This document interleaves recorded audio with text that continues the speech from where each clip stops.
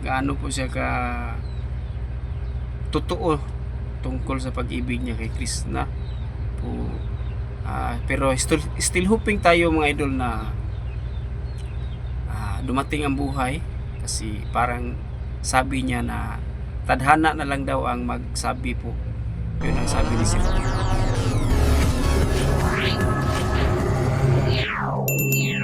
Mga idol, magandang araw po sa inyo. God bless po sa lahat ng nanonood. Welcome to my YouTube channel po, Miltic Romero TV, at ang ating mga OFW. Welcome po ang ating mga kababayan na katira dito sa Pilipinas, ang ating mga subscriber at ang hindi natin subscriber. Magandang araw po sa inyo. Lahat na nanonood po, magandang araw. At ang ating mga senior citizen, magandang araw po sa inyo. Mga idol, nakita nyo ba ang last vlog ni Sir Paul kahapon, no? Last video na nag-alala po siya sa kanilang mga gala ni Krishna, yung mga pinadala na mga mga remembrance, yung mga regalo nila, no? Kanyang inaalala. Naawa po ako kay Sir Paul, no? Kasi alam naman natin na gaano po pala ka seryoso siya ni Krishna, gaano po siya ka gaano po siya ka totoo tungkol sa pag-ibig niya kay Krishna po. Pero still hoping tayo mga idol na dumating ang buhay, kasi parang sabi niya na tadhana na lang daw ang magsabi po. Yun ang sabi ni Sir Paul. So still hoping tayo mga idol, no, na sana po dumating ang panahon na magkatuluyan pa po sila. Kasi inaalala po ni Sir Paul ang kanilang mga gala, kanilang mga regalo, mga hinatag sa mga fans, sa mga Crispaw fans, sa mga Crispaw Natics, no?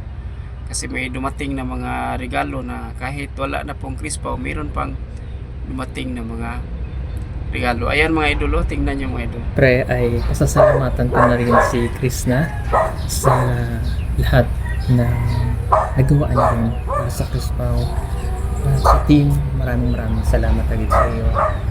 Ito ay buong puso kong pinasasalamatan sa lahat na iyong naiambag at naitulong din sa karera ko bilang isang pugong gehero. At magkagawa tayo ng isang teleserye na sa iyong pagtanda rin ay maalala mo ang ito. At sa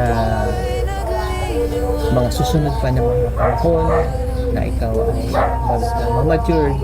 Ayan mga idol, no, makikita natin sa pagmumukha ni Sir Paul, no, na nanghihinayang talaga siya, no? Nanghihinayang siya. Tapos gyapon siya, nag-remember gyapon niya, no, na mga naalala pa niya yung mga ginagawa nilang galagala ni Krishna, yung mga pakilig nila. Sabi niya hanggang pagtanda po, hanggang sa kanyang pagtanda, kanyang alalahanin ang nagawa niyang teleserye, ang nagawa niyang pagpakilig po sa atin mga idol. Tapos ito na video mga idol, meron silang video, ayan, oh. Ano kayang ginagawa nila na nag-iyakan man sila. So ayan mga idol, oh.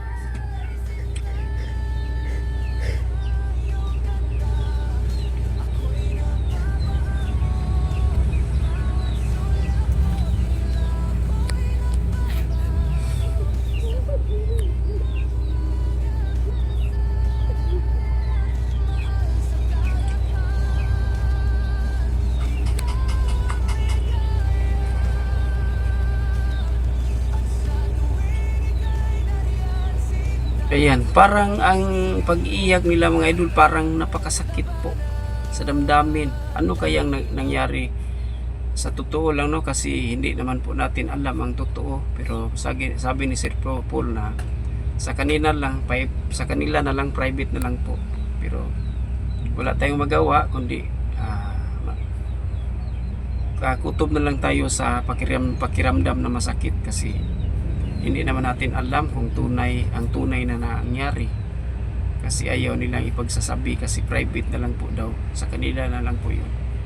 Pero sabi ni Sir Paul na ang kanyang nagawa ngayon, so kanyang alalahanin, no? Alaala niya hanggang sa pagtanda niya, no? Yun ang kanyang sabi. So napakakilig po sa kanilang ginawa nung teleserye nila at saka sa totoong buhay nila. Nagpakilig sila, nagpasaya sila sa atin. So sayang na hindi na po natin makita ang kanilang kilig moment. So para sa akin, nangihinayang ako kasi nakabigay sila ng kasiyahan sa atin kahit na mga busy tayo sa trabaho, pero mawala ang ating hirap, mawala ang ating pagod pag napanood natin sila. So naging part na po sila ng ating buhay, kasi pinanood natin sila araw-araw, lalo na po yung Chris Pao.